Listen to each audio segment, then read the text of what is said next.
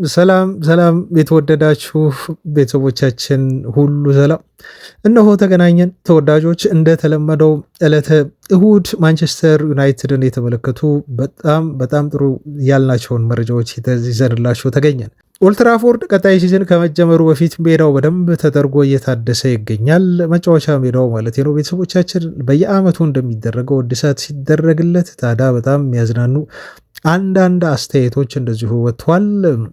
ይህን ነገር እንመለከታለን። ከማንቸስተር ዩናይትድ ፕሪሲዝን ጋር በተያያዘ በዛው የዩናይትድ ታዳጊ ተጫዋቾች ቀጣይ ፕሪሲዝን ላይ ራሳቸውን በደንብ ለማሳየት እየተዘጋጁ እየለፉ ያሉ ታዳጊ ተጫዋቾቻችን አሉ። እነማንን እንጠብቅ የሚለውም ጥቆማ እንሰጣችኋለን። ከኔይማር እና ከጄጄ ገብርኤል ጋር በዛው አያይዘን የምነግራችሁ መረጃም አለ። ወደ ተለመዱ የዝውውር ዜናዎችም የምናልፍ ይሆናል። ቤተሰቦቻችን እነኝህን የዝውውር ዜናዎች ስናደርሳችሁ ግን እንደው የምትጠብቋቸው የዝውውር ዜናዎች እንዳሉ ሆኖ በተለይ በአጥቂ መስመር ከዩናይትድ ጋር በተያያዘ ምን ሊፈጠር ይችላል ብላችሁ ለምትጠብቁ ቤተሰቦቻችን መረጃዎችን እናደርሳለን። ከዛ ቀደም እንልና ግን ምርጥ ቫሊዩ ከሚያወጡ በተጫዋቾች ዘርፍ የዩናይትዱ ግብ ጠባቂ ሴላሜንስ አሁን ከዓለማችን በጣም ትልቅ ገንዘብ ከሚያወጡ ተጫዋቾች መካከል እየሆነ ነው በግብ ጠባቂ ዘርፍ። እንዲሁም በቤልጂየም ብሔራዊ ቡድን አጠቃላይ ትልቁ ቫሊዩ ያለው ተጫዋች እየሆነ መጥቷል እና ያስገርማል የዚህ ተጫዋች እድገት። በነገራቸው ላይ ዩናይትድ አንድ ግብ ጠባቂ ሊጨምርለት አስበዋል ተብሏል። ማንን ነው የሚያመጣለት ዩናይትድ?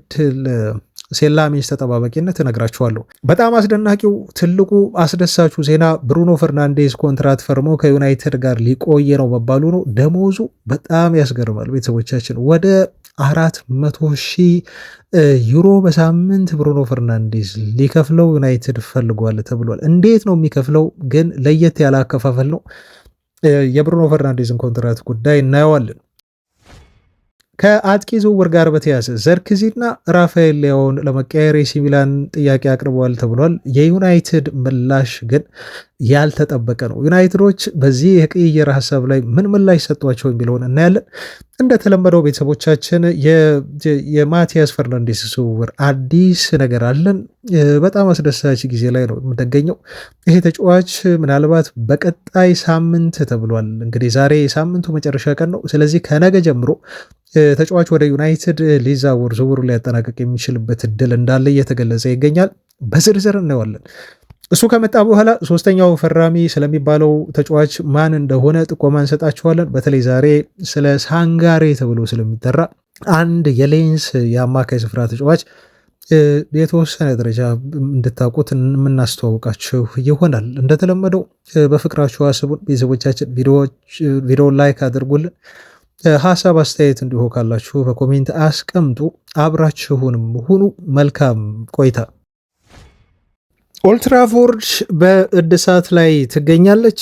የዩናይትድ ይፋዊ መጫወቻ ሜዳ ብዙ ተጫዋቾች እንደው እዚህ ሜዳ ላይ በተጫወትን ብለው የሚያለሙበት ሜዳ አሁን የሲዝኑ ጨዋታዎች ከመጀመራቸው በፊት በዚህ ሰዓት በተለይ የሜዳ ላይ ፒች እንግዲህ ንቅለ ተከላ በሉት እየተከናወነ ነው የሚገኘውና ከአዲሱ ሲዝን መጀመር በፊት ሰርፌሱ ነው በደንብ ተደርጎ እየተሰራ የሚገኘው። ይሄ በየአመቱ የሚያደርጉት ነው። በእርግጥ ሳሩ ይቀየራል እና ምስሎችም እንዲሁ ወጥተው ተመልክተናል። ዩናይትድ ሜዳ በደንብ አድርጎ እያማረበት እየተሰራ እንደሆነ ሜዳው አትሊስት ቢያንስ ዝግጅት እየተደረገበት እንደሆነ ተመልክተናል እና ከተሰጡ ኮሜንቶች መካከል እንደው ትንሽ በጣም ያስገርሙኝና ያሳቆኛሉ። እንደው ወደ ሌሎች የዝውውር ዜናዎች ከማለፋችን በፊት እንደዚህ አይነት መረጃዎችን ማየት ጥሩ ነው። አንዳንዴ ለምሳሌ አንዱ ፖል ፖግባ በኦልትራፎርድ እንደው የጅብ ቆዳ ቀብሯል ተብሎ ወንድሙ ከሶት ነበር። ታስታውሳላችሁ? ሴፕቴምበር 7 2022 ላይ በወጣ ዜና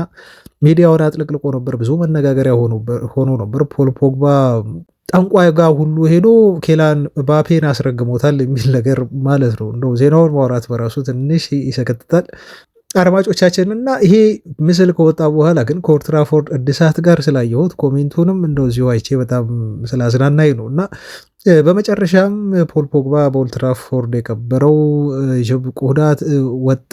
በቃ ስለዚህ ቀጣይ ሲዝን ላይ ዩናይትድ 3 ያህል ዋንጫዎችን ቴረብል ያሸንፋል በሚል አንድ ዩናይትድ ደጋፊ ኮሜንት ሰጠ ማለት ነው። ብዙ ላይክ ያገኘ ኮሜንት ነው እና እንደዚህ አይነት ቀልዶች በእግር ኳስ በጣም ደስ ይላሉ። ኦፍኮርስ ይሄ ይሆናል ብለን አናምንም፣ ግን ኤኒዌይስ የማንቸስተር ዩናይትድ ኦልድ ትራፎርድ ሜዳ አሁን በዚህ መልኩ ለአዲስ መልክ እየተዘጋጀ እየታደሰ ነው የሚገኘው ለማለት ነው። በነገራችሁ ላይ በፕሪሲዝን ከምናደርጋቸው ጨዋታዎች መካከል በኋላ እንዲሁም እመለስባቸዋለሁ። ፕሪሲዝን ዩናይትድ ከነማን ጋር ጨዋታ እንደሚያደርግ በደንብ ተገልጿል። የመጀመሪያ ጨዋታውም እንደዚሁ ሰዓት ቀን ሁሉ ተቀምጦለታል እና ከስቴዲየም ጋር በተያያዘ ግን ትላንት ያስገረመኝ የብራዚል እና የሞሮኮ ብሔራዊ ቡድን ያደረጉት ጨዋታ በጣም በሆነ ስቴዲየም ነበር የተደረገው። ይሄ ጨዋታ በሜት ላይፍ ስቴዲየም የተደረገ ጨዋታ ነው እና ይሄ ስቴዲየም የ2026ቱን የዓለም ዋንጫ ፋይናል ሁሉ የሚያዘጋጅ የመጨረሻው የፍጻሜ ጨዋታ የሚደረግበት ነው እና ለመገንባት ይሄን የፈጀው ወደ 1.6 ቢሊዮን የአሜሪካ ዶላር ነው። ኢማጂን ቤተሰቦቻችን እና 1.6 ቢሊዮን ይሄን የመሰለ በጣም ውብ የሆነ ስቴዲየም በ1.6 ቢሊዮን ነው የተሰራው። ኦፍኮርስ ያኔ ይሄ ስቴዲየም ሲሰራ ምናልባት እንደዚህ ኢንፍሌት ላይ ያደርግ ይችላል፣ ዋጋው ከዚህ በላይ ሊሆን ይችላል አሁን ይሰራ ቢባል እና 82500 ተመልካች ነው የሚያዛቀሙ። ስለዚህ ይሄ ስቴዲየም በዩኤስኤ በጣም ውብ የሆነው ስቴዲየም ነው ማለት ነው። ኢማጅን አሁን ያስባችሁታል ዩናይትድ በቀጣይ ሊገነባው ያሰበው 100,000 ደጋፊ የሚይዘው ስቴዲየም የሚያወጣው አጠቃላይ ወጪ 2 ቢሊዮን ፓውንድ ነው። ይሄ 1.6 ቢሊዮን የአሜሪካ ዶላር የፈጀው። ዶላር በምንዛሬ ደግሞ ከፓውንድ በምን ያህል እንደሚያንስ ታውቃላችሁ። ስለዚህ የዩናይትድ አዲሱ ስቴዲየም ደግሞ በዶላር የሚሰራ ከሆነ ከ2 ቢሊዮን ዶላር በላይ ነው የሚሆነው፣ እርግጥ ነው ማለት ነው። ስለዚህ እንደው በ1.6 ይህን ያህል ስቴዲየም ከተሰራ ዩናይትድ ደግሞ በ2 ከምናምን የሚሰራው ስቴዲየም ምን አይነት ስቴዲየም ሊሆን ይችላል ብላችሁ ስታስቡ በጣም ኤክሳይትድ ነው የምትሆኑት። ያው ፈጣሪ እንደው እድሜውን ሰጥቶን የዩናይትድ አዲሱ ስቴዲየም ተጠናቆ ዩናይትድ በዚህ ስቴዲየም ውስጥ ሲጫወትና ምናልባትም ከዛ ባለፈው ዋንጫ ሲበላ ለማየት ያብቃን። በቅርቡ ባይሆንም ቤተሰቦቻችን እርግጠኛ ነኝ አብዛኞቻችን ይሄን ስቴዲየም ተሰርቶ ዩናይትድን በዛ ስቴዲየም እንመለከተዋለን ከፈጣሪ ጋር። ኤኒዌይስ አሁን የጄጄ ገብርኤልን ዜና ላድርሳችሁ በሚል ነው። ከዩናይትድ የፕሪሲዝን የመጀመሪያ ጨዋታ በፊት ጄጄ ገብርኤል በጣም ጠንክሮ እየሰራ ነው በነገራችሁ ላይ እና የግል እንደው አለማማጆችን ሁሉ ቀጥሯል። ሰሞኑን ቪዲዮ ሲለቅ ነበር። በፌስቡክ ላይ ቪዲዮ አለው ይለቃል። የፌስቡክ ገጽ ላይ ብዙ ጊዜ እነኚህ ተጫዋቾች በተለይ ብዙ ተሳትፎ የላቸውም ታውቃላችሁ። ብዙ ጊዜ ግን ይህንን የሚሸውዱ ሰዎች አሉ። በተለይ ስማቸው የሚጠቀሱ ናይጄሪያውያን ናቸው። በዚህ በጣም አክቲቭ ናቸው ናይጄሪያውያን። ለምሳሌ አሁን ወደ ዩናይትድ የተዘዋወረው ኤደርሰን ብዙ ጊዜ ተጫዋቾች ያላቸው የኢንስታግራም ምናምን አካውንት ነው ግን ቶሎ ብሎ እንደዚህ አይነት ስራ የሚሰሩ ናይጄሪያውያን ምክንያቱም ከፌስቡክ ገጹ ከፍተኛ የሆነ ገቢ ያገኛሉ ማኒታይዝ በማድረግ በኤደርሰን ስም ይከፍቱና እነሱ በገንዘብ አቅም አላቸው። ሆም ብለው ነው ተዘጋጅተው ይሄን ነገር የሚፈጽሙት ስራዬ ብለው። ስለዚህ የቲከሯን ያስደርጋሉ ማለት ነው። ይሄ ኦፊሻል መሆኑን በኤደርሰን ስም የወጣ መሆኑን ለማመላከት ያቺ የራይት ቲኳን ይገብሩባታል ወይም ይገዟታል ማለት ነው። ከዛ በኋላ ፖስቶችን ይፖስታሉ። ብዙ ደጋፊዎች እንግዲህ ቲክ ስላለው ብቻ ሰማያዊ ምልክት ስላለች ብቻ የሱ ነው ብለው ብዙ ጊዜ ሪያክት ያደርጋሉ ወይም በከፍተኛ ደረጃ የፌስቡክ ገጽ አክቲቭ ይሆናል ማለት ነው። ብዙ ተጫዋቾች ግን የሚገርማቸው ፌስቡክ ላይ አክቲቭ አይደሉም። ይሄን ያልኳቸው ለምንድን ነው? አንድ ጄጄ ገብርኤል ፔጅ ነኝ የሚል ነው የሚለቀው። በእርግጥ እሱ በኢንስታግራም የሚፖስታቸውን ፖስቶች ነው ብዛት እያመጣ የሚለጥፈው ቪዲዮም ሆኖ የተለያዩ ፖስቶችን እና ጄጄ ገብርኤል ስጦታ እንደተሰጠው በተለይ ደግሞ ከኔይማር ከብራዚል ብሔራዊ ቡድን ካምፕ በደንብ ተፈርሞበት ኔይማር ጥሩ ምኞቱን የገለጸበት ለጄጄ ገብርኤል የሚገልጽ የስጦታ ማሊያ እንደሰጠው ተደርጎ ነው የተፖሰተው። ኦፍኮርስ ይሄ እውነት ነው። ኔይማር ስጦታውን አበርክቶለታል። የተለጠፈው ፌስቡክ ገጽ ላይ ነው ማለት ነው። ግን የራሱ የጄጄ ገብርኤል ይፋዊ የፌስቡክ ገጽ መሆኑ ማረጋገጫ የለንም ብዙዎቹ ስላልሆኑ። ለማንኛውም ለጄጄ ገብርኤል መልካሙን ሁሉ በእግር ኳስ ሕይወት እንዲገጥምህ እመኛለሁ በሚል ኔይማር ፊርማውን አኑሮ ለጄጄ ገብርኤል ስጦታ ሰጥቶታል። ጄጄ ገብርኤልም በግሉ በተለይ ፕሪሲዝን ላይ ይሳተፋል። ታውቃላችሁ በማንቸስተር ዩናይትድ ቀጣይ ሲዝን ምናልባት በእድሜው ትንሹ የፕሪሚየር ሊግ ጨዋታ ያደረገው የለዋናው ቡድን የተጫወተ ተጫዋች የሚል ማዕረግ ለማግኘት ልጁ እጅግ በጣም ተቃርቧል። ማይክል ካሪክም በተጫዋቹ ችሎታ እጅግ እንደተደመመ ነው የሚገለጸው። ይህን ተጫዋች በፕሪሲዝን በተለይ የዓለም ዋንጫ አሁን የሚካሄድበት ክረምት ነውና ብዙ የዩናይትድ ተጫዋቾች ዓለም ዋንጫ ላይ ተሳትፎ ያደርጋሉ እና ወደ 13 ተጫዋቾች የሚጠጉ ማንቸስተር ዩናይትድ ፕሪሲዝን ላይ ለቀጣይ ውድድር ሲዘጋጅ ብዙ ዋና ዋና ተጫዋቾቻችን አይኖሩም። ስለዚህ እንደ ጄጄ ገብርኤል ያሉ እንደ ቺዶ ኦቢ ያሉ የዩናይትድ ተጫዋቾች፣ ሌላው ደግሞ እንደ ሌሲ ያሉ ዩናይትድ ተጫዋቾች የዩናይትድን ጨዋታዎች በተለይ ፕሪሲዝን የማድረግ እድል ያገኛሉ ማለት ነው። ያኔ ነው ታዲያ ጄጄ ገብርኤል ለዩናይትድ የመጫወት እድሉን ከዋናው ቡድን ጋር ከማይክል ካሪክ ጋር ያገኛል ተብሎ እየተጠበቀ የሚገኘው። ኖህ አጃይን አትርሱት ቤተሰቦቻችን። ኖህ አጃይም በቀጣይ ሲዝን ላይ በጣም ሱፐርስታር የሚሆን ምናልባት እንደው አንዳንድ የምንጠብቃቸው ተጫዋቾች አሉ። ከዛ ውጭ እንደው ፖፕ አፕ አድርጎ ሁላችንንም ሰርፕራይዝ ሊያደርገን ይችላል ብዬ የምገምተው ልጅ ነው። እንደውም በቅርቡ ዜና ተመልክቻለሁ። ኖህ አጃይን በተመለከተ ማይክል ካሪክ ትልቅ አድናቆት እንዳለው ለዚህ ልጅ እና በፕሪሲዝን ላይ እነኚህን የመሳሰሉ ተጫዋቾቻችን ትልቅ እድል ሊያገኙ እንደሚችሉ ነው እየተገለጸ ያለው። ዩናይትድ የመጀመሪያ ቤተሰቦች የመጀመሪያ ጨዋታውን የፕሪሲዝን ጁላይ 18 በሄልሲንኪ ከሬክስሃም ከሚባል ክለብ ጋር ጨዋታውን የሚያደርግ ይሆናል። በጣም በጣም ትልቁ ዜና ተሰማ ቤተሰቦቻችን። ይሄ ዜና በብሩኖ ፈርናንዴዝ አዲስ ኮንትራት ላይ ያተኮረ ነው። ስፖርትስ ቡም ነበር ዜናውን ይዞ የወጣው። ይሄ ከፍተኛ የተባለ ምናልባት ለብሩኖ ፈርናንዴዝ ትልቅ የሆነ ደሞዝ የሚያስገኝለት ኮንትራት ዝርዝርም እንዲሁም በጎል ጋዜጣ ይሄን የመረጃ ምንጭ መሰረት በማድረግ ወጣ ማለት ነው። እስካሁን ድረስ በማንቸስተር ዩናይትድ ቤት በሳምንት 375,000 ፓውንድ ደሞዝ የሚያገኝ ተጫዋች የለም። እውነት ለመናገር ግን ደግሞ ብሩኖ ፈርናንዴዝ የመጀመሪያው ተጫዋች እንደሚሆን ይህንን ያህል ደሞዝ ሲያገኝ ግን ተጫዋቹ ደሞዙ ዝም ብሎ እንደማይከፈለው ከዛ ይልቅ አሁን የኢኖስ አስተዳደር በዩናይትድ ቤት ለብሩኖ ፈርናንዴዝ ይህን ያህል ደሞዝ ሲያቀርቡ ግን የግል ፐርፎርማንስን መሰረት ያደረገ እና የማንቸስተር ዩናይትድን ስኬት መሰረት ያደረገ የጥቅማ ጥቅም ደሞዞችን እንዳቀረቡለት ነው እየተገለጸ ያለው። ከብሩኖ ፈርናንዴዝ ጋር አሁን ክለቡ ድርድር በማድረግ ላይ ነው የሚገኘው። ተጫዋቹ ምናልባት ከዓለም ዋንጫ ግዳጁን እንዲመለስ ብቻ ነው የሚጠበቀው። ዩናይትድ አዲስ ኮንትራቱን ገፍቶ እንዲፈርም ለማድረግ ግን ከተወካዮቹ ጋር ኦልሬዲ ዩናይትዶች ንግግር ማድረግ መደራደራቸውን ቀጥለዋል ብሎናል ጎል ጋዜጣ።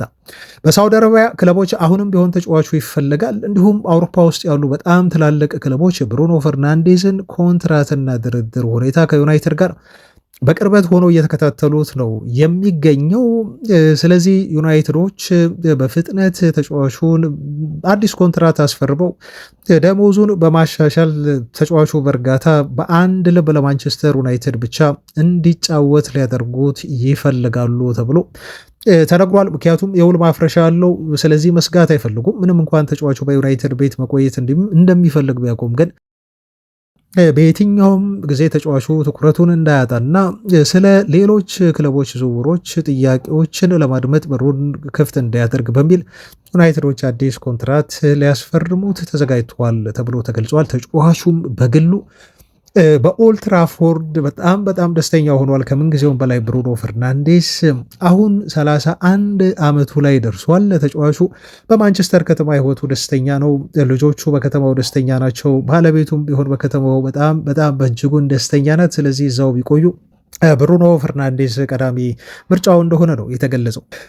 ተጫዋቹ በጣም የሚያስገርማችሁ ነገር በማንቸስተር ዩናይትድ ቤት ከዚህ በላይ ስሜን መትከል እፈልጋለሁኝ፣ ምናልባትም የዘመናዊው እግር ኳስ ተጫዋች የምንጊዜው ምርጡ አማካይ በመባል በተለይ በፕሪሚየር ሊግ ታሪክ መዝገብ ውስጥ መጠቀስ እፈልጋለሁ። በማንቸስተር ዩናይትድ ቤት ውስጥ ብቻ አይደለም ሌጀንድ ሆኜ ማሳለፍ የምፈልገው የሚል አቋም እንዳለውና ቀጣዮቹ የእግር ኳስ አመታቱ በተለይ አሁን 31 ነው ከዚህ በኋላ የሚጫወትባቸው አትሊስት 3-4 ዓመታት ይኖራሉ ብሩኖ ፈርናንዴስ። ስለዚህ በእነኛ ዓመታት ላይ ማንቸስተር ዩናይትድ አሁን በጥሩ ትራክ ላይ ነው የሚገኘው። ክለቡ የቀድሞ ግሎሪውን ለመመለስ በጉዞ ላይ ያለ ክለብ መሆኑን ተከትሎ ጥሩ እየተሰራ ጥሩ እየተገነባ ያለ ቡድን ተከትሎ በቀጣዮቹ ዓመታት ላይ ከዩናይትድ ጋር ትልቅ ዋንጫ አነሳለሁ የሚል ከፍተኛ የሆነ መተማመን በዩናይትድ ስኳድ ላይ አሁን ብሩኖ ፈርናንዴዝ አለው።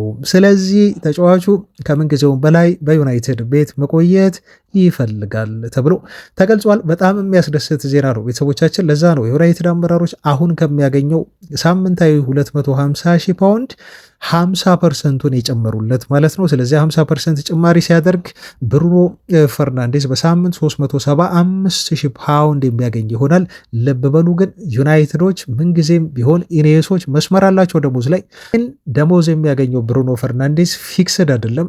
ዩናይትድ በፕሪሚየር ሊጉ የሚያሳካው ስኬት፣ በአውሮፓ ቻምፒዮንስ ሊግ የሚያሳካው ስኬት እና ተጫዋቹ በግል ፐርፎርም በሚያደርግባቸው ክራይቴሪያዎች መሰረት ይህን ደሞዝ እንደሚከፍሉት ነው ለመስማማት እንደተቃረቡ እና ሊከፍሉት እንደተዘጋጁ የተነገረው። ብሩኖ ፈርናንዴስ ከዓለም ዋንጫ መልስ አዲስ ኮንትራት በዩናይትድ ቤት ይፈርማል ተብሎ ይጠበቃል።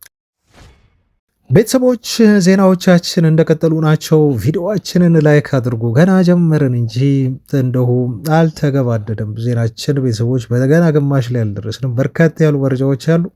አብረውን አበረታቱን ቤተሰቦቻችን። አሁን ይህን ቪዲዮ 1000 ብታደርሱት ላይክ በጣም ደስ ይለናል። 800 900 ላይክ ትሰጡናላችሁ። የተለመደ ነው፣ ቀላል አይደለም፣ በጣም ብዙ ነው። ግን ከዚህም በላይ ማድረስ አቅም ስላላችሁ ቪዲዮን 1000 ላይክ ብታደርሱልን በሚል በታላቅ ትህትና እንጠይቃለን። ዩናይትድ ሊያስፈርማቸው ይችላሉ ተብሎ ከተጠቀሱ 6-7 ተጫዋቾች መካከል አንዱ ግብ ጠባቂ መሆኑን ታውቃላችሁ። ምክንያቱም ባይንደር ይለቃል ክለቡን። ስለዚህ ዩናይትድ ሶስተኛ ግብ ጠባቂ ያስፈልገዋል፣ ቶም ሂተን ስላለ ማለት ነው። እና ዚዮን የተባለ አንድ ግብ ጠባቂ አለ፣ በፓርማ እየተጫወተ ነው የሚገኘው። ከዚህ በፊት ስሙ ከዩናይትድ ጋር ተያይዞ ነበር። የሆነ ሰመር ላይ ካስታወሳችሁ ዚዮን ሱዙኪ ተብሎ ይጠራል። ይሄ ልጅ አሁንም በዩናይትድ ዝርዝር ውስጥ ይገኛል ተብሎ ተገልጿል። ለሴላሚንስ ቦታ ባካፕ እንዲሆን ነው። ያው ቋሚ ግብ ጠባቂ ሊሆን እንዳልሆነ ታውቃላችሁ ሁላችሁ። ለማንኛውም ግን ይህን ግብ ጠባቂ ካነሳን ዘንዳ ደግሞ ሰሞኑን ያየሁት የተመለከትኩት በጣም አስገራሚ ነገር አለ። የሴን ላሜንስን ጉዳይ በተመለከተ በጣም the most valuable goalkeeper in the world ተብሏል። በሶስተኛ ደረጃ ላይ የተቀመጠ ላሜንስ አይገርም ቤተሰቦቻችን። በአንድ ዓመት የዩናይትድ ፐርፎርማንሱ ብቻ ከዓለማችን 3 ውድና ትልቅ ዋጋ ከሚያወጡ ግብ ጠባቂዎች መካከል አንዱ ሴን ላሜንስ ሆኗል። ዶናሩማ 79.5 ሚሊዮን ዩሮ ያወጣል ወይ ዋጋ ተተምኖለታል። እንዲሁም ጆዋው ጋርሲያ 78 ሚሊዮን ዩሮ የተተመነ ግብ ጠባቂ ነው። ሁለቱን በመከተል የሴን ላሜንስ ዋጋ 52 ሚሊዮን ዩሮ ደርሶ ሶስተኛው የዓለማችን ውዱ ግብ ጠባቂ ተብሎ በታማኙ በሲአይኢኤስ ፉትቦል ተጫዋቹ ሶስተኛው ትልቁ ግብ ጠባቂ ሆኖ ተቀምጧል። በጣም ያስገረመኝ እዚህ ጋር ዩናይትዶች የገዙት በ18 ሚሊዮን ፓውንድ ወይ በ20 ሚሊዮን ዩሮ ነው። ተጫዋቹ አንድ ዓመት ከተጫወተ በኋላ ነው 32 ሚሊዮን ፓውንድ የዋጋ ጭማሪ ያገኘው ማለት ነው። ዩናይትዶች ልጁን አይሸጡትም፣ ግን ከወዲሁ በተጫዋቹ 32 ቢሊዮን ዩሮ እንዳተረፉ መቁጠር ትችላላችሁ። ይሄን ያህል ዋጋ ተተምኗል ልጁ። ከዚህ በኋላ ዋጋም ይጨምራል ተብሎ ነው የሚጠበቀው። ልብ በሉ ቤተሰቦች፣ እስከ ቅርብ ጊዜ ድረስ ተጫዋቹ የቤልጂየም ብሔራዊ ቡድን ሶስተኛው ውዱ ተጫዋች ነበር። በቤልጂየም ብሔራዊ ቡድን ውስጥ የመጀመሪያው ውዱ ተጫዋች ጀርሚ ዶኩ ነበር። የሲቲው 75 ሚሊዮን ዩሮ የሚተመን ተጫዋች ነው። ሁለተኛው አማዱ ኦናና ያስቶን ቪላው ነበር 45 ሚሊዮን ዩሮ። አሁን ግን ሴን ላሜንስ መጀመሪያ ሶስተኛ ነበረ 35 ሚሊዮን ዩሮ የተተመነ ግብ ጠባቂ ሆኖ ማለት ነው። ሲዝኑ ካለቀ በኋላ ግን ሴን ላሜንስ አማዱ ኦናናን ወደ ታች አውርዶት ሴን ላሜንስ ሁለተኛው የቤልጅየም ብሔራዊ ቡድን ስኳድ ትልቅ ዋጋ የሚያወጣ ተጫዋች ሆኗል በ52 ሚሊዮን ዩሮ ማለት ነው።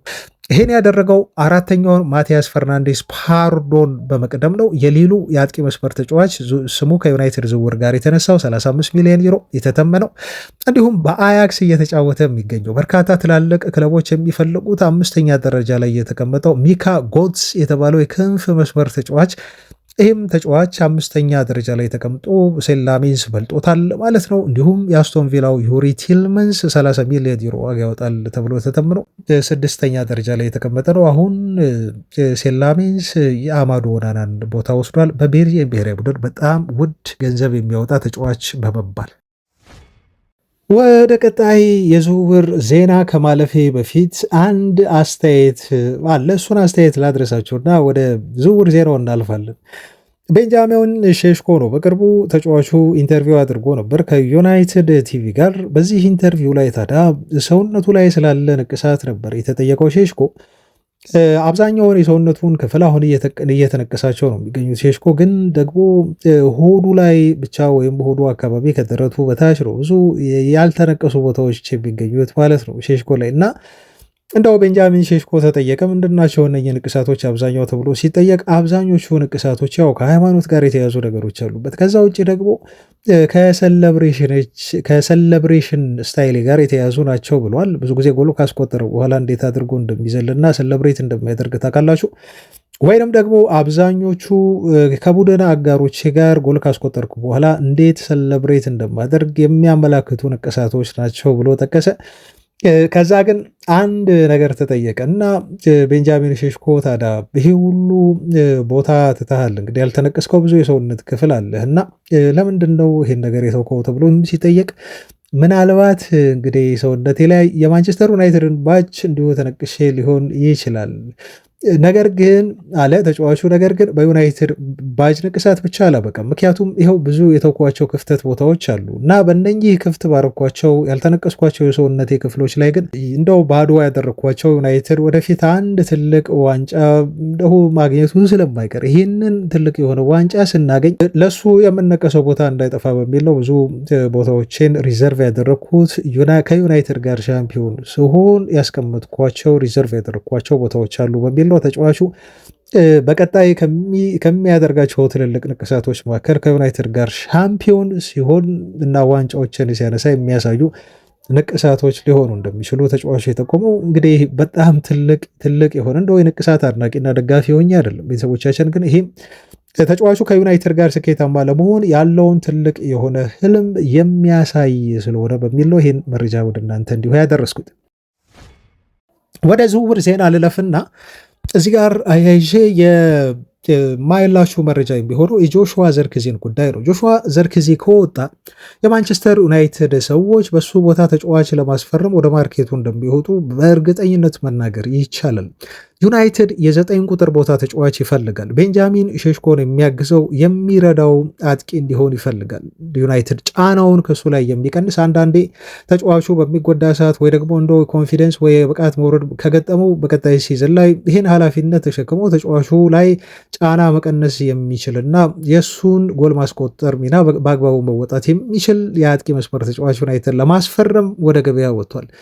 እና አብዛኞቹ ዩናይትድ እየፈለጋቸው ያሉ በዚህ አጥቂ መስመር ላይ ስማቸው የሚነሱ ተጫዋቾች ኦፍኮርስ ከኤሲ ሚላኑ ለምሳሌ አንደኛው የራፋኤል ሊያው ዝውውር ጋር እንዲሁ ተያይዟል። ከክንፍ እየተነሳ ማጥቃት የሚችል ተጫዋች ነው።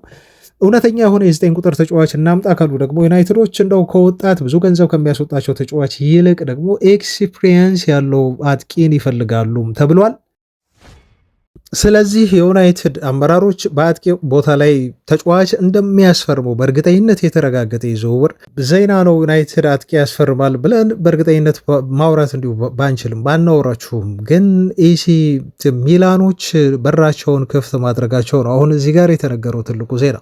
በራቸውን ክፍት ያደረጉት ለልውውጥ ነው። በነገራችሁ ላይ ዘርኪዚን ስጡንና ውሰዱልን ሆላንድ ፖርቹጋላዊን የክንፍ መስመር ተጫዋች ራፋኤል ሊያውን ውሰዱልን የሚል አይነት የልውውጥ አማራጭ እንዳቀረቡ ነው ማለት ነው። ከወደ ጣሊያን ማቴዎ ሞሬቶ የተባለው ጋዜጠኛ ይህን መረጃ ይዞ ወጣው። በጣም አስገርሞኛል በነገራችሁ ላይ ምክንያቱም የጆሹዋ ዘርክዚን ሚና እኔ አላየውም እና ይሄ ተጫዋች በጣም ቀንሶብኛል እውነት ለመናገር ባለፈው ሲዝን በእርግጥ ብዙ የመጫወት እድል እያገኘ አይደለም። ካልተጫወተ አንድ ተጫዋች ደግሞ ብቃቱን ሊያሻሽል አይችልም። ቀድሞ የነበረውን ብቃት ሊያጣ ነው የሚችለው እንጂ የሚጨምረው ነገር የለም። ዘርኪዚም ሲዝኑ ሊጠናቀቅ በተቀረቡባቸው ጥቂት ጨዋታዎች ላይ የመሰለፍ እድል ካሪክ ሰጥቶት ነበር፣ ግን ደግሞ ይበልጥ ተጫዋቹ ተዳክሞ ወርዶ ነው ያየ ነው እና ዩናይትዶች አሉ ለኤሲ ሚላን ተጫዋቹን አቅርበው ግን እኛ 50 ሚሊዮን ፓውንድ ነው ይህን ተጫዋች ምን ተምነው፣ ስለዚህ ይህን ተጫዋች እንደው መውሰድ የምትፈልጉ ከሆነ እናንተ በ50 ሚሊዮን ፓውንድ ግዙን እና ከዛ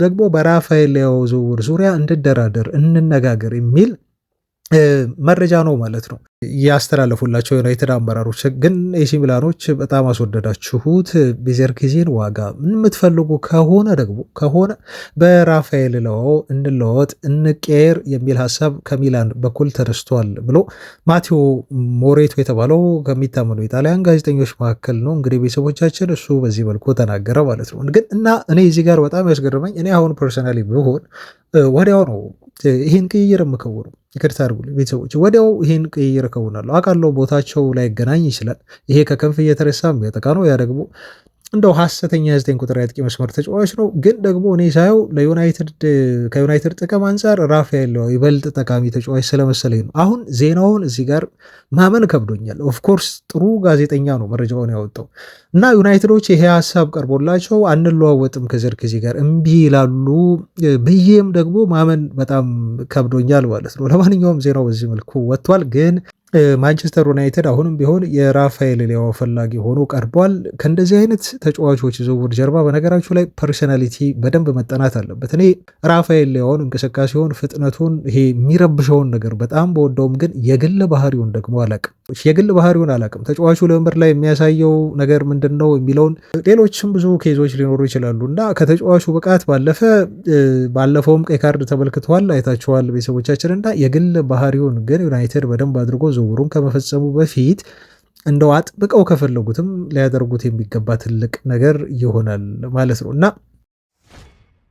ይሄ ልጅ አሁን የሚወጡ ዘገባዎች እንደሚሉት ከሆነ በተለይ ከሚወደው እንግሊዝ መጥቶ እንደው መጫወት በጣም ይፈልጋል። ከሚወደው የእንግሊዝ ፕሪሚየር ሊግ ይልቅ ግን ወደ ጋላታ ሳራይ ሊሄድ፣ ጋላታ ሳራዮች በደንብ ዝውውሩን ፕሬስ አድርገው ጥያቄ ያቀረቡና በይፋም እንዲሁ ለተጫዋቹ ዝውውር እየተንቀሳቀሱ ያሉ ክለቦች ናቸው። ዩናይትድ ፍላጎት ቢኖረውም ግን ይሄን ያህል ልጁን ለማስፈረም ሲሪየስ እንዳልሆነ እንደውም ጋላታሳራይ በአመት 10 ሚሊዮን ዩሮ የሚጠጋ ደሞዝ ሁሉ እንዳቀረበለትና ምናልባት ከአርሰናል እሱ የሚፈልገው ከዩናይትድ ጥያቄ በደንብ ገፍቶ ካልመጣ ወደዛ ሊሄድ እንደሚችል ነው ማለት ነው ሪፖርቶች እየጠቆሙ ነው ያሉት።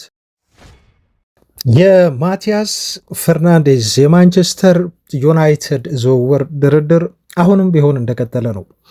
የተለያዩ ዘገባዎችን ምን እንደዋሉን ይህን ተጫዋች በተመለከተ አዲስ የነገሩን ነገር ምንድን ነው ለሚለው መረጃ ላድረሳችሁ። ከትላንት ቪዲዮ በኋላ ስለ ተጫዋቹ ዝውውር የወጡ መረጃዎችን ነው ማድረሳችሁ። ያልተዳሰሱ ያልሰማናቸው አዳዲስ ነገሮችም የተካተቱበት ነው እና ዝውውሩ እየገፋ ነው እየተጠናከረ ነው ለሚለው ይበልጥ ማረጋገጫ የሚሆናችሁ መረጃ ነው አሁን የምሰጣችሁ። ስካይ ስፖርት ትላንት በፌስቡክ ገጹ ላይ በዌብሳይታቸው በተለያየ ሶሻል ሚዲያ ገጻቸው ላይ እንደዚህ ሲሉ ዘገቡ። ማንቸስተር ዩናይትዶች አሁን በይፋ ለዌስትሃም ዩናይትድ ሂሳብ ለማቅረብ ተዘጋጅቷል በማቲያስ ፈርናንዴዝ ዝውውር ጉዳይ በሚል እነሱ ይህን ፖስቱ። ወዲያው ይህን ፖስት ላይ ኮሜንት በማድረግ ግን ኢንዲካሊያ የቀደመው የለም። ኢንዲካሊያ እንግዲህ ከውስጥ መረጃ አለኝ የሚል ሰው ነው፣ የዜና ምንጭ ነው። ስለዚህ የዜና ምንጭ ብዙ አውርተንበታል ከዚህ በፊት። ምናልባት አንድ ፌመስ የሆነ ሰው ከትልቅ የእግር ኳስ ቻናሎች ወይም ዌብሳይቶች ጋር አብሮ የሚሰራ ራሱን ግን በስም መጥቀስ ያልፈለገ ሰው ሊሆን ይችላል በሚል ግምታችን እንዲሁ ተናግረናል። ግን ወዲያው የስካይ ስፖርት ዘገባ ላይ ኮሜንት ምን ብሎ አስቀመጠ? ይፋዊ የሆነ የዝውውር ሂሳቡ ኦልሬዲ ቀርቧል። ዩናይትድ ይህን ይፋዊ የሆነ የዝውውር ሂሳብ ያቀረበው ያለፈው ሐሙስ ነው። ሐሙስ ብሎ ራሱ 3 ሰዓት ፒኤም ብሎ በእነሱ ሰዓት አቆጣጠር በእንግሊዝ መሆን አለበት። ሰዓቱን ሁሉ ሳይቀር ሐሙስ በዚህ ሰዓት እንደቀረበ ይፋዊ የሆነ የዝውውር ገንዘቡ ገልጾ የስካይ ስፖርትን ምን ያህል ወደፊት እንደቀደመ እንግዲህ በመረጃ አሰባሰብና በመረጃ ማግኘት ላይ ያረጋገጠበትን ነው ማለት ነው እንግዲህ ኮሜንት ያደረገው ማለት ነው። እና ኦልሬዲ እንደው የዜናዎችን ፓተርን ስናየው ብዙ ጊዜ ስካይ ስፖርት ወደኋላ ናቸው እነሱ። ብዙ ጊዜ በዝውውር ሊጠናቀቅ ሲቃረብ እንግዲህ ንግግር ላይ ነው በይፋ ጥያቄ ሊያቀርብ እንዲህ ተዘጋጅተዋል ይላሉ። ኦፍኮርስ ከዚህ በፊትም ብዙ ጊዜ አይተናል። ግን ደግሞ ዝውውሩ ኦልሬዲ ውስጥ ለውስጥ አልቆ እንደ ነገ ደግሞ ሄርዊጎ ይባላል። እነሱ ዛሬ ቢድ አቀረቡ ብለው ይዘግባሉ። ወዲያው ደግሞ በንጋታው ዝውውር ተጠናቆ ይፋ የሚሆንበት እድል አለ ማለት ነው እና ለስካይ ስፖርት በይፋ ዩናይትድ የዝውውር ሂሳብ ላይ ያቀርብ ነው የሚለው ዜና እንደው በጣም የተፋጠነ የዝውውር መረጃ አድርጋችሁ ሊሆን የተቀረበ የዝውውር መረጃ አድርጋችሁ እንድትወስዱት ያደርጋችኋል ማለት ነው። ምክንያቱም በባክግራውንድ ብዙ ነገሮች ስለሚሰሩ እንዲህ ካለ እንዳሉ አሁን ዩናይትዶች በፈለጉ ሰዓት ይህንን መረጃ ይፋ ያወጡታል ማለት ነው። ምን ያህል ሂሳብ አቀረቡ፣ የመጀመሪያው ዙር ጥያቄ ውድቅ ሆነ ወይንስ ደግሞ ተቀባይነት አገኘ፣ እንዴት ነው የሚመስለው የሚለውን ዩናይትዶች ነው የሚያውቁት። ሲፈልጉ ደግሞ በጣም ሲፈልጉ መረጃ ማውጣት ካለባቸው ደግሞ በሆነ ሰዓት ይሄን ዜና ያወጡታል፣ ተሰሙታላችሁ ማለት ነው ቤተሰቦቻችን። ሌላው በማቲያስ ፈርናንዴዝ ዝውውር ዙሪያ ይህን ካልናችሁ አዲሱ ነገር ተስፋ ሰጪው ነገር ምን መሰላችሁ ቤተሰቦች? ፔጂዎች ምንም አይነት የአማካይ ስፍራ ተጫዋች ለማስፈረም በዚህ የክረምት የዝውውር መስኮት ላይ እንደ ቢግ ዴል አድርገው እየሰሩበት አይደለም። በዚህ ሰዓት ፋብሪሶ ሮማኖ ነው ያሉ ፔጂዎች አማካይ ማስፈረም ተቀዳሚ ኢላማቸው አይደለም። ይሄ አንድ ትልቅ ተጫራች ነው ለዩናይትድ እንዲቀንስ ያደረገው። ሪያል ማድሪድ ቤት ውስጥ በተለይ ጥሩ ስኳድ አላቸው። ትላንት አውርተንበታል ቤተሰቦቻችን። ምናልባት አንድ ትልቅ ስም ያለው ተጫዋች ካለቀቀ በስተቀር ከማድሪድ አማካይ ማለት ነው ይህን ተጫዋች ለማምጣት ማድሪዶች በይፋ ከዩናይትድ ጋር ጨረታ ውስጥ አይገቡም። በጣም የሚታመኑ የስፔን የዜና ምንጮች ነው ይህን ያሉት፣ እንደ ራሞን አልቫሬዝ የመሳሰሉት። ሌላው ተጫራቻችን አርሰናል ነው። አርሰናል በዚህ ሰዓት በተለይ ማቲያስ ፈርናንዴዝን አክቲቭሊ እየተከታተለ እያናገረ ያለ ከሁለቱ ክለቦች ይልቅ ተጫዋቹ ላይ ይበልጥ ፍላጎት አሳድሮ እየተንቀሳቀሰ ያለ አክቲቭሊ እየሰራ ያለ ክለብ ነበር። ግን ደግሞ መድፈኞቹ ይህን ተጫዋች ለማስፈረም ዌስትሃም ዩናይትድ እየጠየቀ ያለውን 80 ሚሊዮን ፓውንድ ሂሳብ ለመክፈል ኢቨን እንደው ፊክስድ ስላደረጉት እነሱ በቃ ከዚህ ያህል አንቀንስም ከ80 እስከ 85 ሚሊዮን ፓውንድ ሂሳብ የሚያቀርብ ብቻ ይምጣ አጠገባችን ብሎ መስመር ስላበጁ አርሰናሎች ግን ይሄን መስመር አልወደዱትም። ስለዚህ ከዚህ ተጫዋች ዝውውር ፉክክር ራሳቸውን ለጊዜውም ቢሆን ገለል አድርገዋል።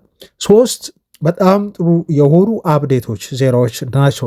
ከዩናይትድ ተፎካካሪዎች እንዴት ቀስ እያሉ እየወጡ እንደሆነና ዩናይትድ ይህን ልጅ ለማስፈረም ትልቅ ዕድል እንዳለው ለማሳያ አድርጌ መረጃዎችን ያቀረብኩላቸው። ስለዚህ አሁን ማንቸስተር ዩናይትድ ሁሉንም ከዚህ ውጭ የሚያደርጋቸውን የዝውውር እንቅስቃሴዎች በርካታ ተጫዋቾች ከዚህ በኋላ ይመጣሉ። ገና አንድን ያስፈረም ነው። ምናልባት በቀጣይ ከአንድ ዝውውር ውጭ ደግሞ 4-5 ተጫዋቾች ሊመጡ ይችላሉ። አናቅም፣ 6ም ሊመጣ ይችላል። እነኚህ ሁሉ ዝውውሮች ለጊዜው አሁን ሃልትድ ተደርገዋል ነው የሚለን ዘገባው። ሁሉም ዝውውሮች እንዲቆሙ ተደርገዋል። እስከ መቼ? የማቲያስ ፈርናንዴዝ ዝውውር እስኪጠናቀቅ ድረስ ማለት ነው። ቤተሰቦች ዩናይትድ ይሄን እንደ አንድ ፖሊሲ ነው ያዘው። አንድ ዝውውርን ሳይገድል ወደ ሌላ ዝውውር መሄድ አይፈልግም። የማቲያስ ፈርናንዴዝ ዝውውር እስከየት ድረስ ወጪ ያስወጣናል፣ እንዴት ነው ስትራክቸሩ የሚሆነው፣ ሙሉ ትኩረታችንን እዚህ ላይ ማድረግ አለብን የሚል ውሳኔ ወስነው ዩናይትድ አመራሮች ለቀጣይ ዝውውርም ስለሚረዳቸው ስቴፕ ባይ ስቴፕ ዝውውሮችን ስለሚሄዱ ስለሚገፉ የዚህን ተጫዋች ዝውውር ጉዳይ አሁን በዚህ መልኩ ገፍተውበታል ማለት ነው። እና ማንቸስተር ዩናይትድ እንደ ኢንዲካ ላይ ዘገባ ከሆነ ያለፈው ሐሙስ ለዚህ ተጫዋች ይፋዊ የሆነ የዝውውር ጥያቄ አቅርቧል። ግን ዲቴልስ ስለሆነ ጉዳይ አልነገረንም። ምን ያህል ገንዘብ ነው ያቀረቡት? ጥያቄውስ በምን መልኩ በዌስትሃም ዩናይትድ ዘንድ ተመለከቱት? ዌስትሃም ዩናይትዶች ተቀበሉት፣ አጣጣሉት ወይንስ እንዴት ነው እየሆኑ ያሉት? እሱን አናቅም።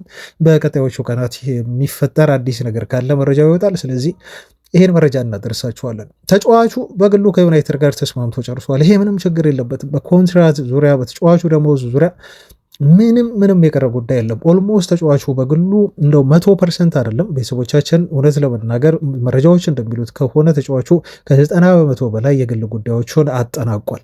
ንግግሮች እንደቀጠሉ ናቸው። በውስጥ መረጃዎች ግን በደንብ በግልጽ ሊክ እያደረጉ አይደለም፣ እየወጡ አይደለም። ዲቴልስ የሆኑ ዜናዎች ለምሳሌ ብሪያን ምቡሞ ስናስፈርም ስንሰማቸው የነበሩ የዝውውሩን እያንዳንዱን እንቅስቃሴዎች በወቅቱ ነበሩ። ግን አሁንም ቢሆን ጊዜያቸው ሰዓታቸውን ጠብቀው እነኚህ መረጃዎች ይወጣሉ። በወጡ ቁጥር እኛ ወደ እናንተ እንደለመድ ነው እየተከታተልን ከሚታመኑት የዜና ምንጮቻችን ብቻ የምናደርሳቸው ይሆናል። ቤተሰቦች ሌላ ነገር ልጨምርላችሁ። ፋብሪሶ ሮማኖ እንደዚህ ሲል ተናገረ፣ ደገመው። ከዚህ በፊትም ተናግሮት ነበር። እኛም በቻናላችን ላይ ከዚህ በፊት አንስተንላችሁ ነገረናችሁ ነበር። ፋብሪሶ ሮማኖ አሁንም ስቴይ ቲዩንድ አለን። ምክንያቱም በሚቀጥሉት ቀናት ማንቸስተር ዩናይትዶች ተጨማሪ አማካይ ያስፈርማሉ። ምናልባት ቢያንስ የዩናይትድ ሰዎች ተጨማሪ አንድ አማካይ ከኤደርሰን በኋላ እንደሚያስፈርሙ በእርግጠኝነት እነግራችኋለሁ ብሏል ፋብሪዞ ሮማኖ። ስለዚህ እኔ ጋር ቆዩ፣ ቻናሌን ተከታተሉ፣ ዜናዎችን የምለቃቸውን ነገሮች አድምጡ። በቀጣዮቹ ቀናት ስለ ዩናይትድ የአማካይ ክፍል እንቅስቃሴ በሙሉ መረጃዎችን አደርሳችኋለሁ ሲል ነው ፋብሪዞ ሮማኖ የማንቸስተር ዩናይትድ ሁለተኛ የዝውውር የአማካይ ፈራሚ እንደሚመጣና ግን የመጨረሻው የዝውውር ፈራሚ እንደማይሆን በዩናይትድ የአማካይ ክፍል ላይ ሶስተኛ አማካይ ተጫዋችም ሊመጣ እንደሚችል ስቴይ ቲዩንድ በማለት እውቁና ታማኙ ጋዜጠኛ ፋብሪዞ ሮማኖ በዚህ መልኩ እየገለጸልን፣ ሳሙኤል ሉካርስ በበኩሉ እንደዚህ ያለን ዩናይትድ ከ100 ሚሊዮን ፓውንድ በላይ መድቧል። ምክንያቱም ሁለት አማካዮችን ከኤደርሰን ዝውውር በኋላ ማምጣት ይፈልጋል በሚል ነው እሱም የዘገበው። ስለዚህ ከዌስትሃም ዩናይትድ አማካይ ስፍራ ማቲያስ ፈርናንዴዝ በኋላ ሌላ አንድ አማካይ እንደሚያስፈርም ክለቡ በግልጽ የሆነ እቅድ እንዳስቀመጠ በዚህ በሳሙኤል ሉካርስ መረጃ መረዳት እንችላለን ማለት ነው። ቤተሰቦች አሁን ተመልከቱ። የማቲያስ ፈርናንዴዝ እድሜው ገና 21 ነው። አንድ ምስል አገኘሁኝ። ምስሉን አሁን እዚህ ዜናው ላይ እንደው ስለሱ ሳወራ አካትተዋለሁ እና ይህንን የተጫዋቹን ሂትማፕ የሚያመላክት ምስል ስትመለከቱ ልጁ ምናልባት በኋላ ላይ እናወራበታለን። ተጫዋቹ እንደው ይመጣ ለዩናይትድ የትኛው ቦታ ላይ ነው ይበልጥ ሊጫወት የሚችለው እና ዩናይትድን እንደው በምን መልኩ ሊጠቅም ይችላል የሚለውን ቦታዎቹን እያነሳን የተጫዋቹን ጥንካሬዎች እያነሳን እንደው መፈረሙ የሚቀር ስላልሆነ ቤተሰቦቻችን ለጊዜውም ቢሆን በጣም ስለሚመስል እሱን በተወሰነ መልኩ ነጥቦችን እናነሳለን። ከዛ በፊት ግን ይህን የተጫዋቹን የሲዝን ሂት ማፕ ስትመለከቱ ይሄ ተጫዋች የማይጫወተው ልብ በሉ የማይጫወትበት ፓርት አብዛኛው ጊዜ የማይቆይበት ፓርት ከፔናልቲ ቦክስ ውስጥ እንደው በብዙ የማይገባ ልጅ መሆኑን ትረዳላችሁ። ከቦክስ እስከ ቦክስ የሚጫወት አማካይ ነው። በተለይ ከሁለቱ የተቃራኒ ቡድን ፔናልቲ ቦክሶች መሀል ያለችዋ ቦታ ወይም ኤሪያ በሙሉ የተጫዋቹ እንደሆነች ያመላክታችኋል። ተጫዋቹ ሂትማፑ እንደሚያመላክተው ከጨረሩ ይሄ ፔናልቲ ቦክስ ከምንመታበት ከአርኳ ውጪ ያሉ ቦታዎች በሙሉ ላይ እንደሚንቀሳቀስ በግራ በቀኝ እንደሚንቀሳቀስ ምን ያህል ቦታዎችን ሸፍኖ አካሉ እንደሚጫወት ይሄ ሂትማፕ በደንብ ቁልጭ አድርጎ የሚያሳያችሁ ምን ያህል የተጫዋቹ ወርክ ሬት ከፍተኛ እንደሆነ አይደክሜ እንደሆነ ተጫዋቹ መከላከልም ሲያስፈልግ ማጥቃትም ሲያስፈልግ በተለይ በየቦታው እንደው በጣም ጠንካራ ሳምባ እንዳለው በጣም ጥሩ የሆነ ትንፋሽ እንዳለው ስታሚና እንዳለው ልጅ የሚያመላክት ነው። ሂት ማፑ በየትኛውም ቦታ ላይ መጫወት የሚችል ልጅ መሆኑን ነገር ግን ብዙ ጊዜ ወደ ሳጥን ማጥቂያ ሳጥን ውስጥ ብዙ ጊዜ እንደማይገባ ተጫዋቹ የሚያመላክታችሁ ነው ማለት ነው። ማጥቂያ ሳጥን ውስጥ አይገባም፣ ግን ከዛ ውጪ በየትኛውም ቦታ ተጫዋቹን ሲከላከል ልታገኙት ትችላላችሁ። ተጫዋቹ በ6 ቁጥር ቦታ በ8 ቁጥር ቦታ ሲጫወት ታገኙታላችሁ። አስፈላጊ ከሆነም ደግሞ አንዳንድ ጊዜ እንደው ብዛት በ8 እና በ6 ላይ ይዋልል እንጂ ልጁ 10 ቁጥር ቦታም ላይ ለሳጥኑ ተጠግቶ ሲጫወትም እንዲሁ ልታዩት ትችላላችሁ ማለት ነው እና በጣም የሚያስገርም ሂት ማፕ ነው ማለት ነው። እንግዲህ ማቲያስ ፈርናንዴዝ ከምስሉ ላይ እንደምትረዱት ያለው አብዛኛውን የሜዳ ክፍል ተጫዋቹ እንደሚሸፍን ያመላክታል። ትላንት እንደውም ኢንዲካሊያ አንድ ዘገባ ይዞ ወጥቶ ነበር። በማይክሮሶፍት ተጫዋቹን እንዴት አድርጎ ሊጠቀም እንደሚችል ማይክል ካሪክ አግኝቶታል እና ሲያወራው ሲያስረዳው ነበር። ማንቸስተር ዩናይትድ ቤት በተለይ ለዚህ ተጫዋች እንዴት አድርጎ በካሪክ ቡድን ውስጥ በቀጣይ ሲዝን ላይ ፊት ሊያደርግ እንደሚችል በደንብ አድርጎ ነው ፈትፍቶ ካሪክ ያሳየው ያስረዳው ተጫዋቹን ኢምፐርሰን በአካል ሊሆን ይችላል አይዶንዶ አላውቅም። እሱን በአካል ይሁን አስረዳው ያለን አግኝቶት የመሆንም እድል ሊኖረው ይችላል። በጣም ሰፊ ነው። ብዙ ጊዜ ተጫዋቾች እንደዚህ ያደርጋሉ። ዝውውር ከመፈጸማቸው በፊት ከአሰልጣኞች ጋር መገናኘታቸው በጣም ደበቅ በሆነ መልኩ የተለመደ ነው። ከዛ ባለፈ ደግሞ እንግዲህ ማያመች ከሆነም ደግሞ ቪዲዮ ኮል አለ። ስለዚህ በዚህ መልኩ ሊያወሩ ሊነጋገሩ ይችላሉ እና በዚህ መልኩ ካሪክ በዩናይትድ ቡድን ውስጥ በቀጣይ ሲዝን የሚኖረውን ሚና ሲያስረዳው ተጫዋቹ ድሮውንም ቀድሞውንም ወደ ማንቸስተር ዩናይትድ ለመምጣት ነበር ልቦ ያለው። አሁን ደግሞ ይበልጥ የዩናይትድን ዝውውር አጥብቆ እንዲፈልገውና ምን ያህል ወሳኝ የሆነ ሚና እንደሚሰጠው ማይክል ካሪክ እንዴት ፊት እንደሚያደርግ ሁሉ በደንብ አድርጎ ሲያሳየው ነው ተጫዋቹን ይበልጥ ወደ ዩናይትድ እንዲመጣ እንዲጓጓ ያደረገው እና አሁን ከዚህ በኋላ ከዩናይትድ ውጭ ወደ ውጭ ብሏል ማለት ነው ማቲያስ ፈርናንዴዝ እና ለሱ የሚሆን ምርጥ ቦታ ትክክለኛ ቦታ ሚና በተለይ ቦታ ሳይሆን በቦታ ይወሰን ሚዜ ተጫዋች እንቅስቃሴ ሂትማፑ ላይ እንዳያችሁት ትልቅ የሆነ ሚና እንደሚሰጠው በዩናይትድ ቀጣይ ሲዝን ቡድን ውስጥ ማረጋገጫ ሰጥቶታል ማለት ነው ማይክል ካሪክ። ስለዚህ እርግጠኛ መሆን ትችላላችሁ በተለይ በ6 ቁጥር እና በ8 ቁጥር ቦታ በደንብ የመጫወት እድል የሚያገኝ ልጅ ነው።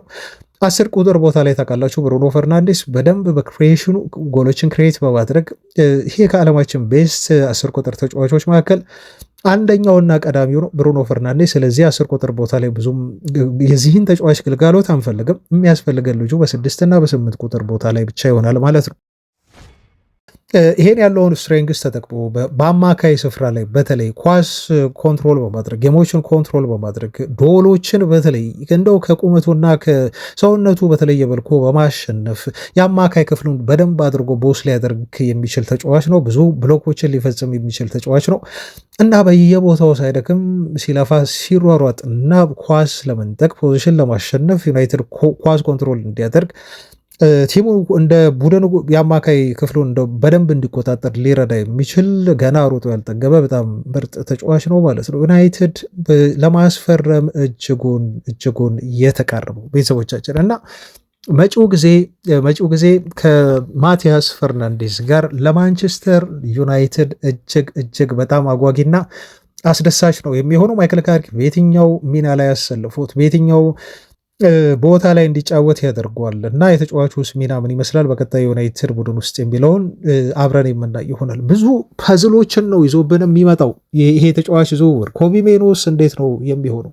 ኮቢ ሜኖስ በቀጣይ ሲዝን ላይ የሚሰጠው ሚና እንደው እዛው ኮቢ ሜኖ ሊገደብ ነው ወይ ወይንስ ደግሞ ወደፊት ፍሪደም ተሰጥቶት እንደው ይሄ ተጫዋች በመከላከሉ በጣም ጥሩ ስለሆነ የኮቢ ሜኖን ቦታ ማቲያስ ፈርናንዴዝ እንዲይዝ ተደርጎ ሜኖ ደግሞ ይበልጥ ወደፊት ነፃነት ያለው አማካይ ሆኖ ወደፊት እየሄደ ለብሩኖ ፈርናንዴስ ቀረብ ብሎ እንዲጫወት ሊያደርገው ይችላል ወይ የሚል ጥያቄም ተነስቷል ማለት ነው ከኮቢ ሜኖ የግል ችሎታዎች አንጻር እና ማይክል ካሪክ አይ ቲንክ በጣም ትልቅ እቅድ ይዞ መምጣት አለበት ሁለቱን ተጫዋቾች አኮሞዴት ለማድረግ በተለይ ለኮቢ ሜኖ ይበልጥ ፍሪደሙን ለመስጠት ያለውን ስኪል የኳስ ቁጥጥር እና ክህሎት ተጠቅሞ ሜኖ ብዙ ጊዜውን መከላከል ላይ ትኩረት ሳያደርግ ቤተሰቦቻችን በማጥቃት ደረጃ ብዙ እንዲሳተፍ ሊያደርገው ያስፈልጋል ማለት ነው ካሪክ።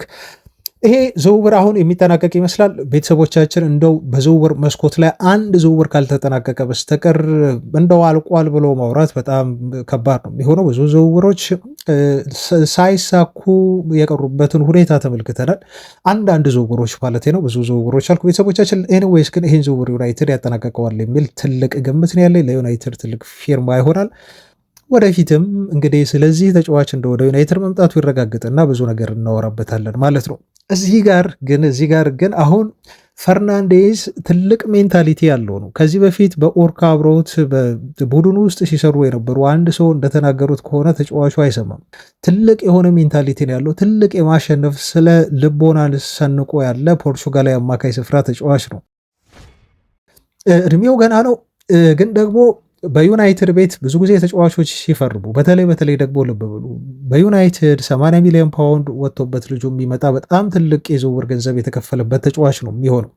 ስለዚህ ብዙ የተቃራኒ ቡድን ደጋፊዎች ተጫዋቹን ታርጌት ያደርጉታል ማለት ነው። ቶሎም ማይላመድ ከሆነ አንድ ደጋፊ የሰጠውን አስተያየትና እንደው ስለ ልጁ ያለውን ስጋት የገለጸበት መንገድ ስለተመቸኝ ነው።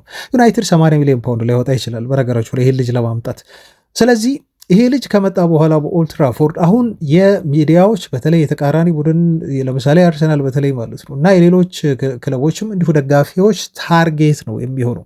ከዛ ያወጣበት ገንዘብ ይታያል፣ እድሜው ይታያል። ከዛ ደግሞ ያው ዩናይትድ ብዙ ጊዜ ተጫዋች ሲያስፈርም ሃይፑን ታውቃላችሁ፣ ያው እኛም እናወራለን። ሚዲያውም በደንብ ትኩረት ለማግኘት ሲል ደጋፊ የሆነውም ያልሆነውም ስለዚህ ተጫዋች ዝውውር ማውራቱ አይቀርም። ስለዚህ ከፍተኛ የሆነ ሃይፕ ይኖረዋል።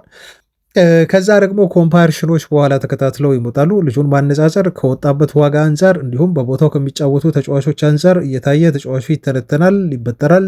እንዲሁም ያለው አጠቃላይ ስታትና መረጃዎች በሙሉ በደንብ ነው የሚወሩ የሚሆነው። ከዛ ከልጁ የአማካይ ክፍሉን ቦስ ማድረግ ይጠበቃል። በተቃራኒ ደጋፊዎች ብቻ አይደለም በነገራቸው ላይ እና 80 መውጣቱን የሚያዩ የዩናይትድ ደጋፊዎች ሁሉ ሳይቀር ይሄ ተጫዋች በአማካይ ስፍራ ላይ ተአምር እንዲሰራ ወይም ተአምር እንዲፈጥር የዩናይትድን የአማካይ ክፍል በአንድ ጊዜ እንዲቀይረው ይጠብቃሉ።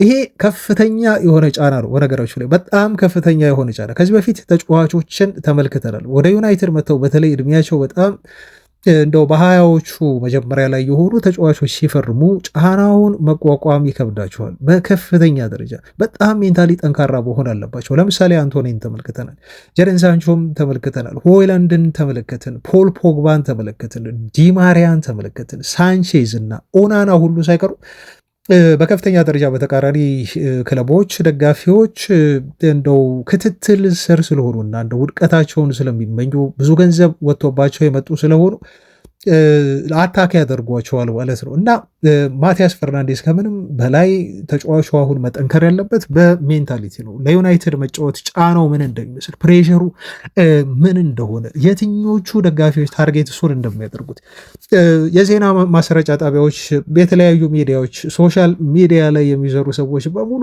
እነው ሆን ብለው ዩናይትድን አታክ ለማድረግ ብቻ ሳይሆን የዩናይትድ ተጫዋች ስለሆነ ብዙ ትኩረት የሚስብ ስለሆነ የዩናይትድ ፖስቶች በሙሉ ላይክ፣ ሼር፣ ኮሜንት ስለሚያገኙ እና በጣም እንደው ዩናይትድ የቢዝነሳቸው ወይ ክሊክ ቤት በሉት ይሄ ሰዎች ክሊክ አድርገው እንዲገቡ ለማድረግ ሲሉ ስለ ዩናይትድ ማውራታቸው እያንዳንዱን ነገር መዘገባቸው ማየታቸው አይቀርም እና ይህን ፕሬሸር ማቲያስ ፈርናንዴስ በደንብ አድርጎ የሚቋቋም ትልቅ ሜንታሊቲ ያለው ተጫዋች እንደሆነ ነው ለተጫዋቹ ቅርብ የሆኑ ከልጅነቱ ጀምሮ ልጁን የሚያውቁት ሰዎች እየመሰከሩለት እየተናገሩለት ያሉ እና የማንቸስተር ዩናይትድን ማሊያ ለብሶ መጫወት ተጫዋቹ ህልሙ ነው። ልክ እንደ ሆይላንድ ሁሉ የዩናይትድ ተጫዋች የመሆንንም ጫና መቋቋም የሚያስችል ትልቅ ሜንታሊቲ ያለው ተጫዋች ነው ዩናይትድ የሚያገኘው ተብሎ ነው የተነገረው።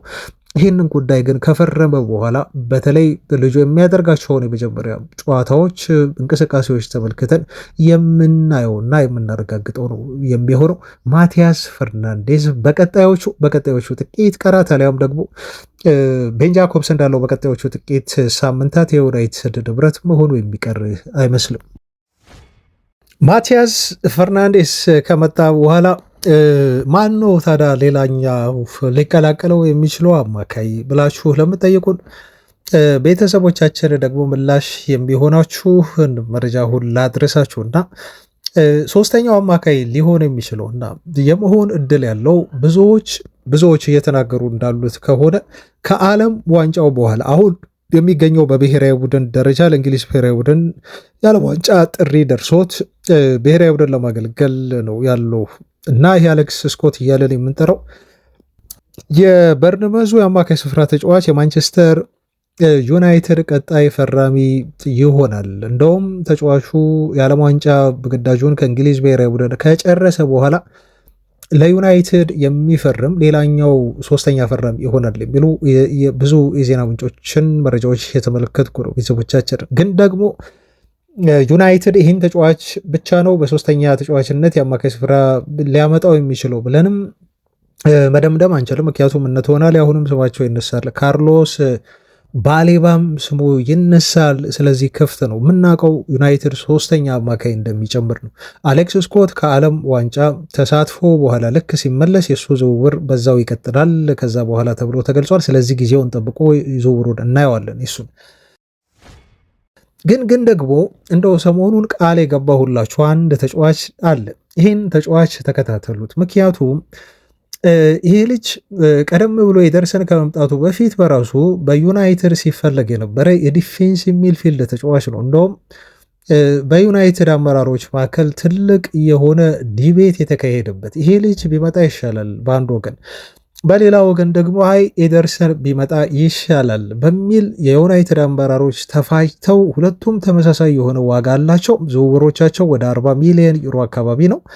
ስለዚህ የዩናይትድ አመራሮች ቁጭ ብለው ዳታዎችን ተመልክተው ተፋይተው አውጥተው አውርደው ተነጋግረው የወሰኑበትና ወደ ኤደርሰን ዝውውር ያደሉበት ሁኔታ ነው ማለት ነው በወቅቱ የነበረው። ይሄ ማለት ግን አሁንም ቢሆን ተጫዋቹን እንደ ዩናይትዶች ከማስፈረም አልሸሹም ማለት ነው። ቤተሰቦቻችን ምንም እንኳን ኤደርሰንን ቢያስፈርሙም አሁንም ስቲል የዩናይትድ ሰዎች አንድ ተጫዋች ከወደ ፈረንሳይ ለማምጣት ሊሞክሩ ይችላሉ። ሶስተኛ አማካይ አድርገው ተጫዋቹን ሊያመጡት ሊያስፈርሙት ይችላሉ ተብሎ ነው ከሳንጋሬ ዝውውር ጋር የማንቸስተር ዩናይትድ ስም ተያይዞ የሚገኘው ማለት ነው። እና ይህንን ልጅ በነገራችሁ ላይ ማንቸስተር ዩናይትዶች እንዴት አድርገው እንደተመለከቱት ተጫዋቹ ምን ያህል በጣም ወሳኝ የሆነ እንቅስቃሴ ለፈረንሳዩ ሊል ክለብ እያደረገ እንደሆነ በጣም በቅርበት ሆኖ እየተከታተሉት ያለ ተጫዋች እንደሆነ ነው እየተነገረ የሚገኘው ማለት ነው። ስታቶቹ በተለይ ተጫዋቹን በደንብ አድርገው ይደግፉታል ተብሏል። ተጫዋቹ ያሉት ቁጥራዊ መረጃዎች ምንም እንኳን እንደው እዚህ ምስሉ ላይ ያስቀምጥላችኋለሁ በነገራችሁ ላይ ቤተሰቦቻችን እና ምስሉ ላይ የምታዩት የተጫዋቹ ቁጥራዊ መረጃዎች በሙሉ በጣም አስደናቂ የሆነ አማካይ ስፍራ ተጫዋች እንደሆነ ያመላክታችኋል። አብዛኞቹ ቁጥሮቹን ስታየው በተለይ ተቀራራቢ ናቸው። ዩናይትድ ከሚፈልጋቸው አማካዮች አንዳንዶቹ ቁጥራዊ መረጃዎቹ ስታቶቹ በሙሉ የመሐመዱ ሳንጋሬ በጣም ትልቅ ሆነው የተቀመጡ ናቸው ማለት ነው እና ዩናይትድ አሁንም ቢሆን ይህን ተጫዋች ሊያስፈርሙ ይችላል እና በጣም በቅርበት መከታተል ያለብን ተጫዋች ነው ማለት ነው። እንደ የሚታመነው የዜና ምንጭ ሴባስቲን ዴኒስ የገለጸው ተጫዋቹ ደግሞ ቅድም እንደነገርኳችሁ ተመሳሳይ የሆነ የዝውውር ገንዘብ ያለው ነው። ልክ እንደ ኤደርሰን 34.5 ሚሊዮን ፓውንድ የሚተመን ወይም 40 ሚሊዮን ዩሮ ያወጣል ተብሎ የሚጠበቅ ተጫዋች ነው። ቤተሰቦቻችን ለሊል አልኳችሁ ለሌንስ ነው የሚጫወተው ከዚህ በፊት በነገራችሁ ላይ ይሄ የአማካይ ስፍራ ተጫዋች በበርካታ ክለቦች በትላልቅ ክለቦች ትኩረት ተደርጎበት ሲመለከቱት የቆየ ተጫዋች ነው እና ኖቲንግሃም ፎረስቶች በተለይ ተጫዋቹን ሊያስፈርሙት ይችላሉ የሚል ወሬ እንዲሁ ሲወራ ነበር። ከኤሊዮት አንደርሰን መልቀቅ ጋር በተያያዘ ሊተኩት በዚህ ተጫዋች አስበዋል በሚል በሊግ ዋን ተጫዋቹ በግል ምርጥ እንቅስቃሴ ካሳየ በኋላ ሽልማቶችን አግኝቷል። ገና 23 ዓመቱ ነው። በሌንስ ቡድን ውስጥ እየተጫወተ ተጫዋቹ ራሱን በከፍተኛ ደረጃ ማሳየት የቻለና ምናልባት በዚህ ክረምት የዝውውር መስኮት እንኳን ባይሆን በቀጣይ የዝውውር መስኮት ላይ ተጫዋች ወደ አንድ ትልቅ ክለብ ማምራቱ አይቀርም ተብሎ እንዲወራበት የሆነ እና በዚህ ሲዝን የሌንስ ቡድን ውስጥ በጣም ምርጥ እንቅስቃሴ ማድረግ የቻለ የአማካይ ስፍራ ተጫዋች ነው። ማማዱ ሳንጋሬ ተብሎ ይጠራል። ስለዚህ ዩናይትድ ይሄን የእውነተኛ እስካሁን ያስፈረማቸው ተጫዋቾች ዩናይትድ የአማካይ ስፍራ ላይ እስከ ቦክስ ቱ ቦክስ መጫወት የሚችሉ በማጥቃትም በመከላከልም ለዩናይትድ ተዋጽኦ ማበረከት የሚችሉ ተጫዋቾችን ነው። ይሄ ግን ፒውር የሆነ የ6 ቁጥር ዲፌንሲቭ ሚድፊልድ ተጫዋች ስለሆነ ለማንቸስተር ዩናይትድ ኮስት ኢፌክቲቭ የሆነ አልተርኔቲቭ ነው ተብሎ እየተገለጸ ይገኛል። ምናልባት አሌክስ ስኮት ዝውውር ወደ ዩናይትድ የማይጠናቀቅ ከሆነና ዩናይትድ የያዛቸው ሌሎች የዝውውር ኢላማዎች ለምሳሌ ቶናሊ ዝውውር ጉዳይ ኒውካስል ራሱን ክፍት የሚያደርግ ከሆነ ወይም ደግሞ በካርሎስ ባሌባ ዝውውር ላይ ሞሮፍ ካርሎስ ባሌባ የዲፌንሲቭ ሚድፊልድ አይነት አማካይ ስፍራ ተጫዋች ነው በጣም አመቺ ይመስላል ለዛ ቦታ በነገራችሁ ላይ እና ዩናይትዶችም አሁን ብራይተኖች በራቸውን ከከፈቱ ለመደራደር ዋጋውን ለመቀነስ ፈቃደኛ የሚሆኑ ከሆነ አሁንም ስቲል በባሌባ ዝውውር ላይ ዩናይትድ ሰዎች ፍላጎት አላቸው። እነኚህ ተጫዋቾች ግን አጉል ተወደው 100 ሚሊዮን ፓውንድ የሚጠየቅባቸው ከሆነ ግን ዩናይትዶች ሶስተኛ አማራጭ አማካይ አድርገው ወደ ክለቡ ሊቀላቀሉት የሚችሉት የአማካይ ስፍራ ተጫዋች የሌንሱ መሐመዱ ሳንጋሬ ነው ማለት ነው። ሂዝ ዘ ቤስት ዲፌንሲቭ ሚድፊልድ ተጫዋች አሁን በሚጫወትበት የ6 ቁጥር ፖዚሽን ማለት ነው። ቤተሰቦቻችን እንግዲህ ይህንን ይመስላል። ትላንት ቃል ገብቼላችኋለሁ ስለዚህ ልጅ መረጃ እንደማደርሳችሁ ምክንያቱም ይሄ ተጫዋች በዩናይትድ እንደሚፈለግ እጅግ በጣም ከሚታመኑ የዜና ምንጮች የሰማነው መረጃ ስለሆነ ነው። የዩናይትድም ሶስተኛ ፈራሚ ሆኖ ሊመጣ የሚችል ልጅ ስለሆነ ማለት ነው። ለማንኛውም ቤተሰቦች አብራችሁን ስለነበራችሁ እጅጉን ከልብ እናመሰግናለን። በቀጣይ አዳዲስ ዜናዎች ከዩናይትድ ጋር በተያያዘ እንደዚሁ ይዘንላችሁ እንገናኛለን ነገ። ስለዚህ ተከታተሉን፣ አብራችሁን ሁኑ፣ ቼክ አድርጉን። አድማጮቻችን ሰላም ሁኑ ባይ